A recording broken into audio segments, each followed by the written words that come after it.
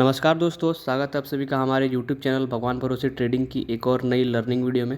तो गाइज़, इस वीडियो में हम समझेंगे कि स्कैल्पिंग क्या होती है, क्या इसके कंपोनेंट्स है और इसे क्यों नहीं करना चाहिए। गाइज़, सब बोलते हैं स्कैल्पिंग करो, लेकिन मैं बताऊंगा स्कैल्पिंग क्यों नहीं करना चाहिए। तो गाइज़, फर्स्ट ऑफ ऑल आप पहले ये देखो कि मेरे चैनल पे व्यूज़ तो आ रहे हैं बट सब्सक्राइबर्स इंक्रीज़ नहीं हो रहे हैं। तो गाइज़, मैंने गोल आपको बता रखा है 1000 सब्सक्राइबर्स पे आपको VSA का कोर्स मिलेगा। सॉरी, कोर्स कह रहा हूँ, VSA मैं फ्री में पढ़ाऊँगा। और दूसरी चीज़ 10,000 पे मैं फिर से लाइव ट्रेडिंग करूँगा। और गाइस, वीडियो को पूरा अंत तक देखना, क्योंकि आपको शुरू में बोरिंग लग सकता है और थोड़ा वॉइस का प्रॉब्लम आ सकता है। मैं बाहर हूँ फिर भी वीडियो बना लेता हूँ, क्योंकि अपडेटेड रखना आपको भी ज़रूरी है।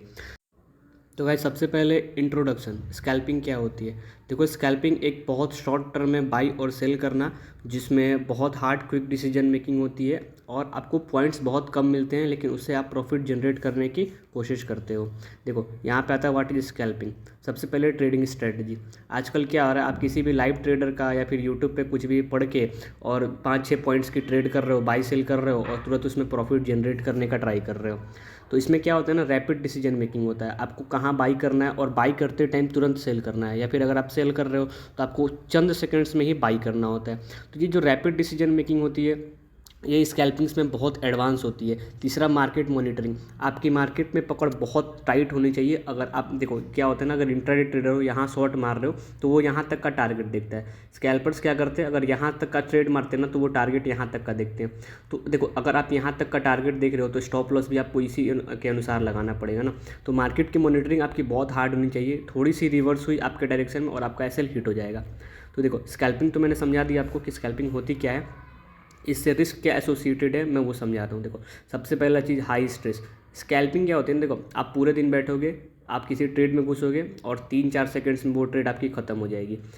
देखो, मेन चीज़ है ना, आप अगर आपके मार्केट ने आपके ऑपोजिट डायरेक्शन में थोड़ा सा भी रिवर्स किया ना, आपका एसएल हो जाएगा। ठीक है। और इसमें क्या चाहिए आपको, क्या कर दो यूट्यूब का, मान लो कि यूट्यूब वैसे भी आजकल 10-15 सेकंड डिले कराता है लाइव स्ट्रीम। तो आपको स्कैल्पिंग्स में समझना पड़ेगा कि 10-15 सेकंड का ही तो गेम होता है। उसके बाद ट्रांजेक्शन कॉस्ट। स्कैल्पिंग में तुरंत बाई तुरंत सेल, जितनी बार बाई सेल करोगे आपका उतना बार ब्रोकरेज जाएगा। ट्रांजेक्शन एसटीटी डीपीपी जो भी होता है वो जाएगा। यहाँ लिखा हुआ है प्रॉफिटेबिलिटी। अगर आप प्रॉफिटेबल होना तो भी आपका कॉस्ट इतना ज़्यादा पड़ जाता है कि आप उसको मैनेज नहीं कर पाओगे। तीसरा, लिक्विडिटी कॉन्स्टेंट। इस टॉपिक पे बाद में आएंगे, पहले देखते हैं कि आगे इसमें स्कैल्पिंग में और क्या प्रॉब्लम्स आ सकती हैं। देखो, स्कैल्पिंग रिकमेंड क्यों नहीं करते हैं। सबसे पहला, साइकोलॉजिकल प्रेशर।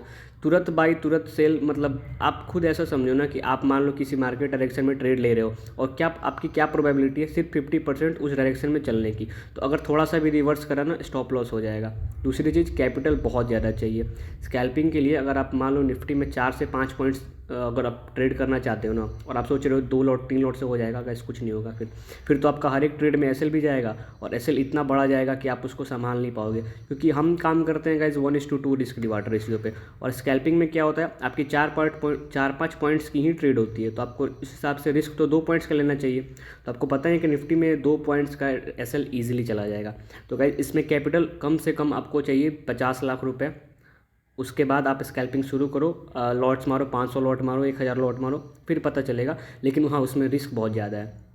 आपका एसएल भी जाएगा, आपका टारगेट भी जाएगा। तीसरी चीज़, रिस्क एक्सपोजर, जो मैंने अभी बताया कि इसमें रिस्क बहुत ज़्यादा है। इसलिए आजकल जो नए नए ट्रेडर, जो बिगिनर्स आ रहे हैं, जो तुरंत स्कैल्पिंग में घुस जा रहे हैं, कुछ सोचे समझे बिना, स्कैल्पिंग होती क्या है इन डेप्थ में इसको जाने बिना, यहाँ मैं तो स्कैल्पिंग करूँगा, स्कैल्पर हूँ, अपने आप को स्कैल्पर बोलते हैं, तो कैसे बेकार चीज़ है, पहली बात। और उसके बाद हम देखते हैं कि स्कैल्पिंग्स की अल्टरनेटिव्स क्या हो सकती हैं। पहली बात, अगर आप शुरू में हो, आपको पहला बात तो ट्रेड करना नहीं चाहिए, लॉन्ग टर्म इन्वेस्टमेंट करो। अगर आप एकदम नए हो, आप कुछ स्टॉक खरीदो, उसको छोड़ो, इससे आपको बाई सेल करने का पता चलेगा, आपके इमोशनल डिसीजंस क्या होते हैं उसके आपको बारे में पता चलेगा। उसके बाद अगर आप लॉन्ग टर्म इन्वेस्टिंग कर लिए तो उसके बाद आप स्विंग ट्रेडिंग कर सकते हो, आज बाई करके 2-3 दिन बाद सेल करो। इस तरह आपको मार्केट की नॉलेज पता चलेगी कि मार्केट चलता कैसे है, मूवमेंट कैसे होती है। उसके बाद आप इंट्राडे करो। स्कैल्पिंग और इंट्राडे में बेसिक फ़र्क क्या है, स्कैल्पिंग होती है आपकी 10-15 सेकंड की ट्रेड, आप घुसे और बाहर आ गए।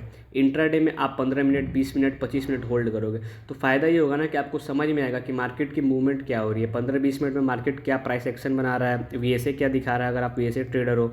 और स्कैल्पिंग में क्या होगा यार, आप घुसोगे, मार्केट थोड़ा सा ऊपर नीचे गया, आपको भागना पड़ेगा। तो स्कैल्पिंग से आपको मार्केट की समझ तो बेहतर कभी नहीं हो पाएगी, प्लस आप दिन भर स्ट्रेस में रहोगे। तो मैं यही बता रहा था कि स्कैल्पिंग में बहुत प्रॉब्लम है। स्कैल्पिंग अभी नहीं करो, अभी अगर नए हो, अभी आप लॉन्ग टर्म इन्वेस्टमेंट अगर कर चुके हो, आप इंट्राडे करो, मार्केट की ट्रेंड समझो, ठीक है, मार्केट किस डायरेक्शन में ट्रेंड कर रहा है, डेली टाइम फ्रेम देखो। अगर शॉर्ट है तो इंट्राडे में शॉर्ट करो। उसके इससे आपको क्या होगा ना, थोड़ा सा इमोशनल राहत मिलेगा। देखो इंट्राडे में भी उतना कोई खास इंपैक्ट नहीं पड़ेगा, लेकिन हाँ इमोशनल राहत थोड़ा सा मिलेगा। स्कैल्पिंग में आप यार स्ट्रेस में रहोगे दिन भर, कि आप ये सोचोगे काश मैंने वहाँ सेल कर दिया रहता तो मेरा प्रॉफिट हो जाता, काश मैंने बाई कर दिया रहता। स्कैल्पिंग बहुत प्रॉब्लम क्रिएट करता है, इसलिए मैं हमेशा कहता हूँ पहले इंट्राडे ट्रेड करो। अभी पूरे 9 बजे से लेकर 3 बजे तक मार्केट को समझो कि मार्केट चल क्या रहा है, हो क्या रहा है मार्केट में, क्या मैं इस मार्केट में ट्रेड ले सकता हूँ, इस तरह आपकी पर्सनालिटी क्या सूट करती है। अब देखो आप हो मान लो पेशेंस वाले ट्रेडर और आप घुस रहे हो स्कैल्पिंग में, वैसे किसी कॉम्बिनेशन से हो ही नहीं पाएगा। मैंने लास्ट वीडियो में समझाया था कि आपकी पर्सनालिटी क्या सूट करती है। तो इसी सब से मैं बताता हूँ कि पहले आप इन्वेस्टमेंट करो, स्विंग करो, स्विंग बहुत बेटर चीज़ है। और स्विंग करने के बाद अगर आपको रिस्क लेने का और मन है और आप ट्रेडिंग करना ही चाहते हो तो स्कैल्पिंग नहीं, आप इंट्राडे चूज कर सकते हो। इंट्राडे आपके लिए एक बेस्ट ऑप्शन हो सकती है। लो गाइस, आज के वीडियो में इतना ही, तब तक के लिए बाय बाय। आई होप आप सब बढ़िया होंगे। और हाँ गाइस, सब्सक्राइबर कंप्लीट कर दो यार, आप लोग वीडियो देख रहे हो सब्सक्राइब नहीं कर रहे हो यार, ये बुरी चीज़ है। और पूरी वीडियोज़ देखा करो तब तक, और कमेंट करो अगर आपको कोई और चीज़ पे वीडियो चाहिए तो। तब तक के लिए बाय बाय।